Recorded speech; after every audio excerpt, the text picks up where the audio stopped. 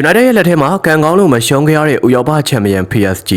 ပရိသတ်များအားလုံးပဲမင်္ဂလာပါခင်ဗျ Red Revival Channel ကနေကြိုဆိုလိုက်ပါရစေ။ဆွီဒင်နိုင်ငံဂိုတန်ဘတ်မြို့မှာရှင်မြန်ကစားခဲ့တဲ့ရာသီတိုခြေစမ်းပွဲမှာတော့ Manchester United နဲ့ဥရောပချန်ပီယံ PSG တင်းတို့တကိုးရလက်နဲ့တေချသွားခဲ့ပါရီ။ပွဲစား3မိနစ်မှာ Ibrahim Mbappe ရဲ့သွင်းဂိုးနဲ့အတူ PSG တို့ဦးဆောင်နိုင်ခဲ့လို့ United အတွက်တော့ရင်ထိတ်စရာအစာပြိုးမှုတစ်ခုဖြစ်ခဲ့ပါရီ။စောစောစီးစီးဂိုးပေးလိုက်ရပေမဲ့ဒီပြကာရီရဲ့တပည့်တွေကဇွဲမလျှော့ပဲအကောင်းဆုံးပြန်လည်တုံးပြန်နိုင်ခဲ့ပါရီ။ပွဲကစားချိန်33မိနစ်မှာအာမက်ရဲ့ပြတ်သားတဲ့ဘောလုံးလူယူမှုကနေတဆင့်အမ်မူမိုကအမားရေးမရှိအဆုံးသတ်ပြီး United အတွက်အဖိုးတန်ခြေပါကိုလှလှပပသွင်းယူပေးနိုင်ခဲ့ပါရီ။ဒီပွဲမှာအမ်မူမိုနဲ့အာမက်တို့ရဲ့တိုက်စစ်ချိတ်ဆက်မှုတွေကတော်တော်လေးအသက်ဝင်ခဲ့ပါရီ။ United အတွက်စိတ်ပျက်စရာအကောင်းဆုံးကတော့ကွင်းလေလူမေဆင်မောင်းနဲ့ဂိုသမားဒရန်ဟီတန်တို့ဒဏ်ရာရရှိသွားခဲ့တာပါပဲ။ဒုတိယပိုင်းမှာအသင်းကောင်းဆောင် Bruno Fernandes နဲ့လူသစ် Tielemans တို့ဝင်ရောက်လာပြီးတဲ့နောက် United တို့ပုံမှုဖိအားပေးကစားသွားနိုင်ခဲ့ပါရီ။ဒါပေမဲ့ Jeff Fletcher လွတ်ကျွတ်ရခဲ့တဲ့အခွင့်အရေးကိုအသုံးမချနိုင်ခဲ့တာ။